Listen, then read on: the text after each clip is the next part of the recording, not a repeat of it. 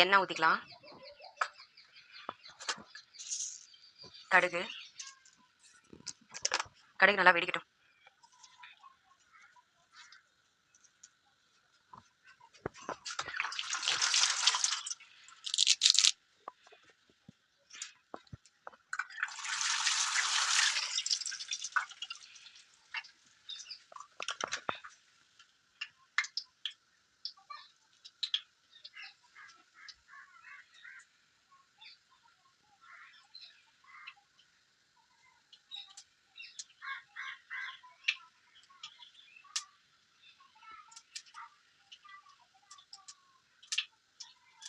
கருவேப்பிலை, சின்ன வெங்காயம்,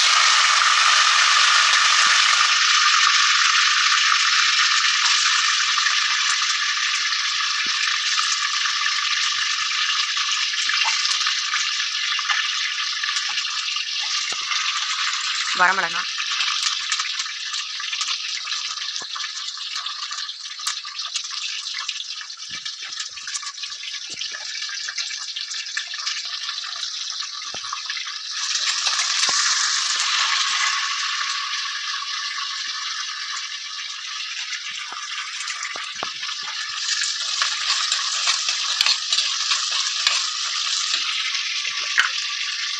தேவையான உப்பு போட்டுக்கலாம். இன்னைக்கு நாட்டுக்கோழி வச்சு தான் பள்ளிப்பாளையம் சிக்கன் பண்ணுறேன். இது உண்மையிலே ரொம்ப சூப்பராக இருக்கும். இந்த வெங்காயம் நல்லா வணங்கட்டும். வெங்காயம் நல்லா வணங்கிருச்சு. ஸோ இப்போ கறியெல்லாம் போட்டுக்கலாம்.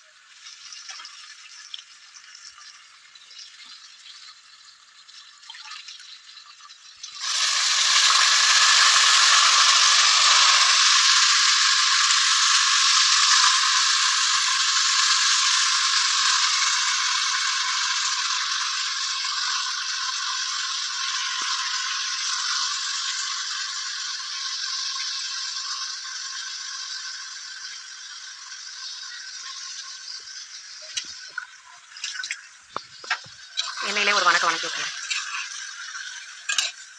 இந்த நாட்டுக்கோழி வந்து ரொம்ப ஹெல்த்தி. இந்த பள்ளிப்பாளையம் சைடில் செய்கிற மாதிரி செஞ்சோம்னா இன்னும் நல்லா சூப்பராக இருக்கும்.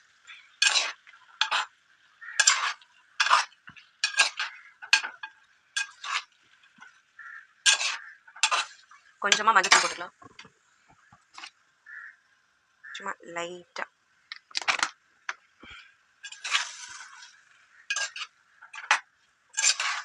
வரமிளகாய் உங்கள் காரத்துக்கு தேவையானது போட்டுக்கோங்க. ஏன்னா அதுக்கப்புறம் கரம் மசாலா பொடி போடணும். அதனால அது கொஞ்சம் காரமாக இருக்கும். இது கொஞ்சம் கம்மியாகவே போட்டுக்கலாம். இது வேகட்டும். நல்லா வெந்துட்டுருக்கு. இப்போ இதில் அரைச்சி ஊற்றுறதுக்கு பார்த்தீங்கன்னா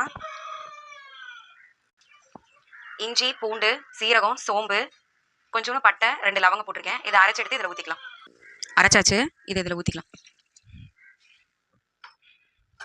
நல்லா கலந்து விட்டுட்டு இப்போ இந்த சிக்கன் வேகிற அளவுக்கு நம்ம தண்ணி ஊற்றி மூடி போட்டு வச்சிடலாம். நல்லா வேகட்டும். நாட்டுக்கோழி வேகிறதுக்குள்ளார மட்டன் குழம்பு செய்கிறதுக்கு ரெடி பண்ணிக்கலாம். எண்ணெய் ஊற்றிக்கலாம்.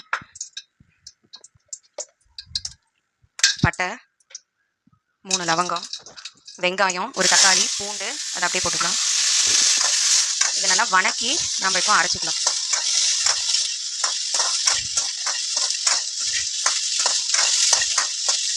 இது நல்லா வணங்கட்டும். நல்லா வணங்கிருச்சு. இப்போ இது கூட தேங்காய் பொட்டுக்கலை வச்சு அரைச்சி எடுத்துக்கலாம். அரைச்சி எடுத்தாச்சு. எண்ணெய் ஊற்றி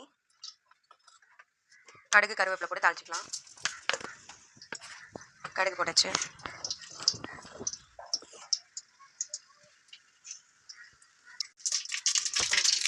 கருவேப்பிலை. இப்போ கழுவி வச்சுருக்க மட்டனை இதுக்கு வேறு போட்டுக்கலாம்.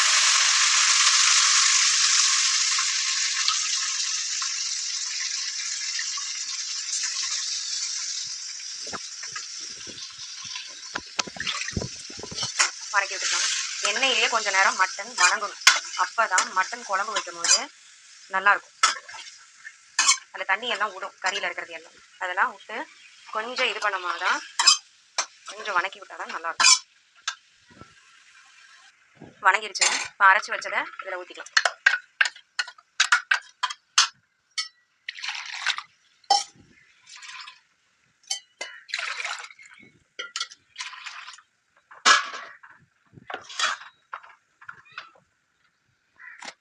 இதில் மஞ்சள் பொடி,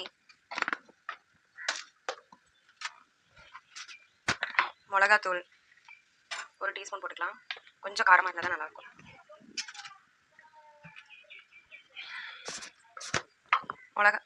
மிளகா பொடி போட்டதும் கொத்தமல்லி தூள் 2 ஸ்பூன். அது 1 மிளகாத்தூள் 1 ஸ்பூன் போட்டால் இது 2 ஸ்பூன் தான் போடணும்.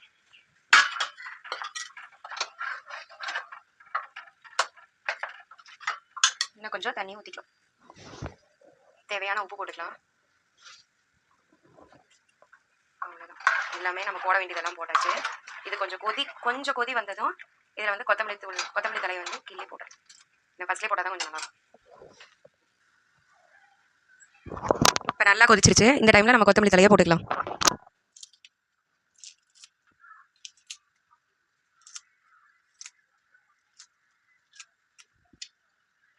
அவ்வளோதான். நல்லா கொதிக்கட்டும். மட்டன் குழம்பு நல்லா கொதிச்சுட்டே இருக்குது. இந்த பக்கம் பார்த்தீங்கன்னா நாட்டுக்கோழி, பள்ளிப்பாளையம் நாட்டுக்கோழி அதுவும் ரெடி ஆகிட்டே இருக்குது. இன்னும் ஒரு 10 நிமிஷம் தான் மட்டன் குழம்பு ரெடி ஆகிடும்.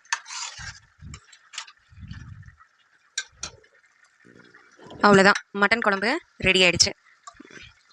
நல்லா வெந்துருச்சு கறியெல்லாம். ஸோ குழம்பும் திரண்டு வந்துடுச்சு. இதை ஆஃப் பண்ணிடலாம்.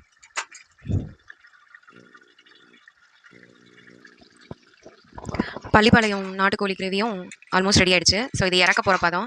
இப்போ வந்து இதில் கொஞ்சமாக கரம் மசாலா பொடி போட்டுக்கலாம். இதை அப்படியே கிண்டி விட்டுரும். இந்த மாதிரி செஞ்சு பாருங்கள், சூப்பராக இருக்கும். என்னதான் நம்ம பாத்திரத்தில் செஞ்சாலும் இந்த மண் சட்டியில் செய்கிற மாதிரி வரவே வராது.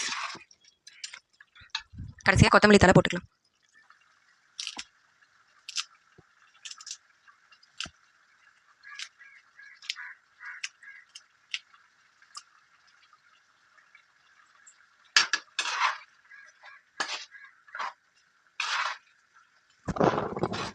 அவ்வளோதான், ரெடி ஆகிடுச்சு. இதில் தேங்காய் ஒவ்வொருத்தங்க சின்ன சின்ன பல்லாக அருந்து போடுவாங்க. எனக்கு அதை விட இப்படி பண்ணுறது தான் பிடிக்கும். எனக்கு கொஞ்சம் இதையே கொஞ்சம் கிரேவி மாதிரி இருந்தாலும் ரொம்ப பிடிக்கும். பாருங்கள், அந்த கன்சிஸ்டன்சிக்கு தான் வச்சுருக்கேன். ஸோ நீங்களும் செஞ்சு பாருங்கள். இன்றைக்கி நம்ம பார்த்த மட்டன் குழம்பு, சிக்கன் கிரேவி இதெல்லாம் உங்களுக்கு ரொம்ப பிடிச்சிருக்குன்னு நினைக்கிறேன். தேங்க்யூ.